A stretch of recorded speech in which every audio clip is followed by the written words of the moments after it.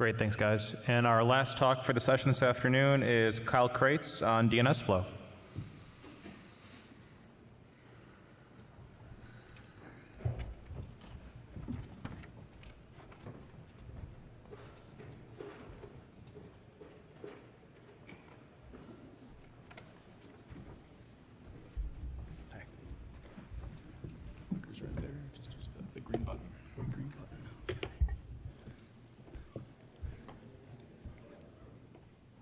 All right, good afternoon, everyone. My name is Joe Eggleston from Deep Field Networks, and myself and Kyle are actually going to be both talking about DNSFlow.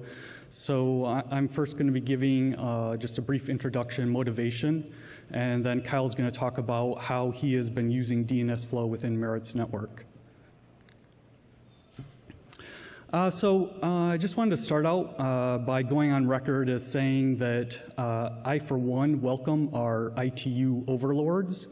And so I thought it would be useful maybe to start with an analogy to telecom networks.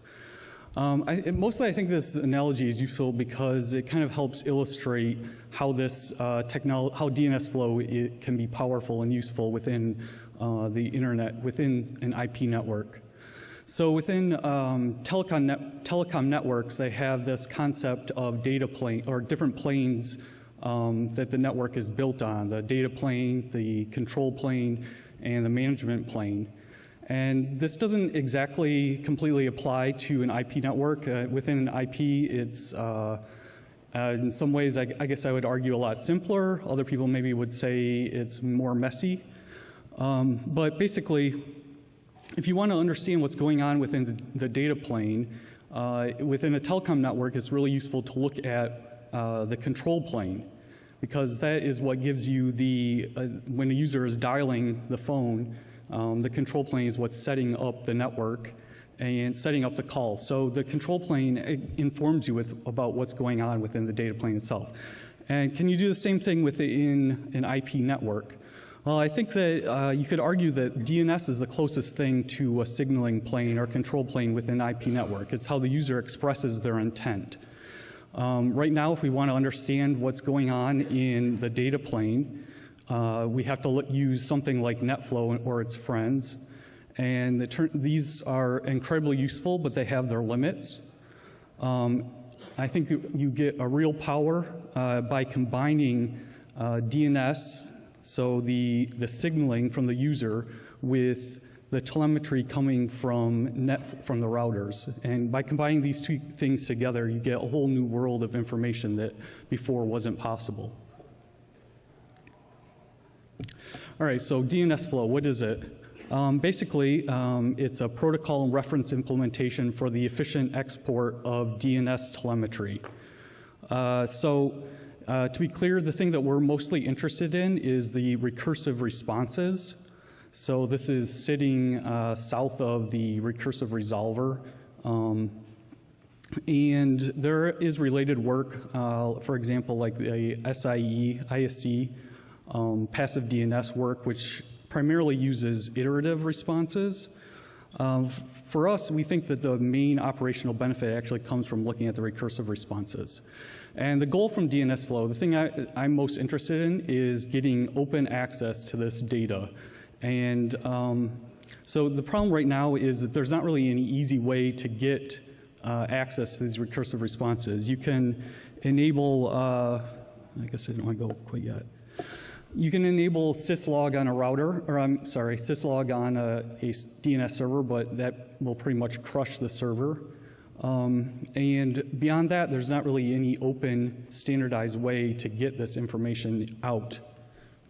So the first challenge or the first issue that most people come up with is the scale of the data.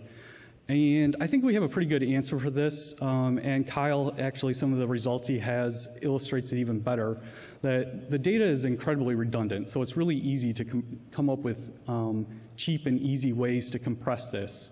You can, right off the bat, I mean, users are doing the same thing over and over and over again. You only have to see www.google.com so many times before you know, or you can come up with a way to compress that really easily. So you can get 1 to 20 compression ratios based on the data we have, and with just a little bit more cleverness, you can go even further. All right, so our status, we're cool, so we're on GitHub. You can join us there if you're interested. You can download the initial version right now and play with it. It's really simple, a couple hundred lines of ANSI C.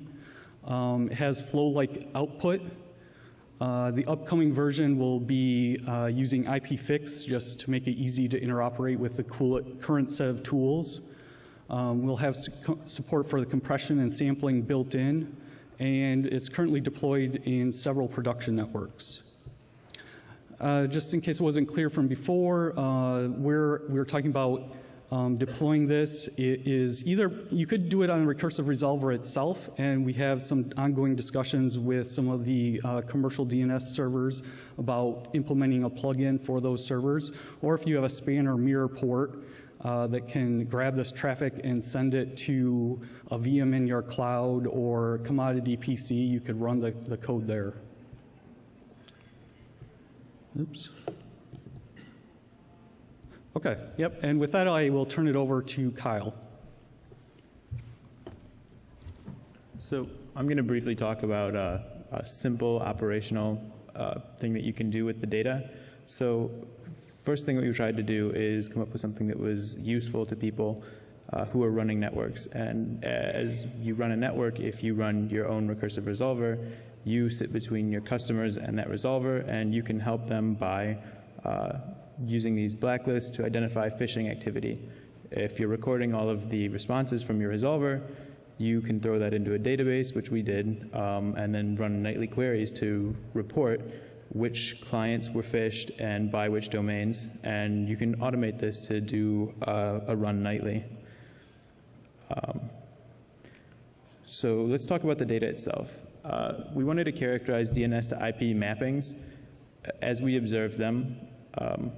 There are two basic types of entries that we found, largely dynamic mappings, meaning things that change frequently or had many named IP mappings, and then largely static name IP mappings that didn't change across the period of observation, which was 3 weeks.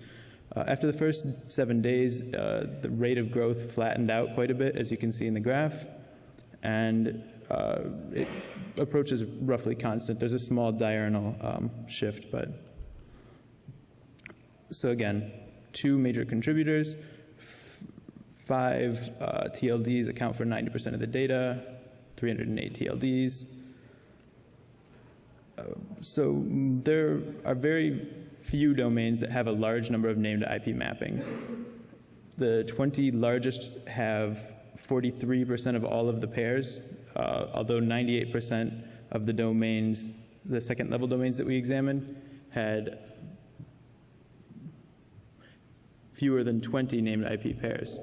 So I guess in summary, very few have a really large number of named IP mappings, also meaning that very few were extremely dynamic, but the ones that were very dynamic. The top 8 had 10,000 entries each.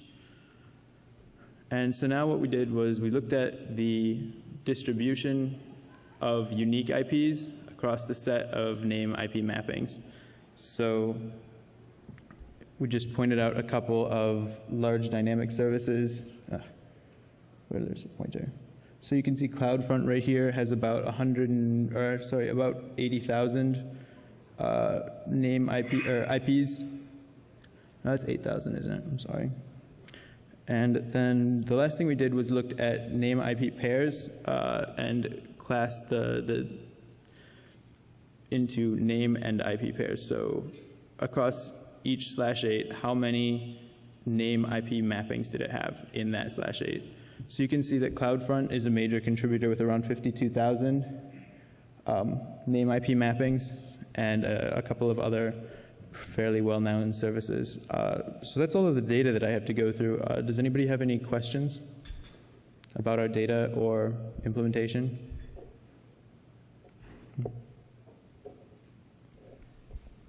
All right. Well, thank you very much. Thanks.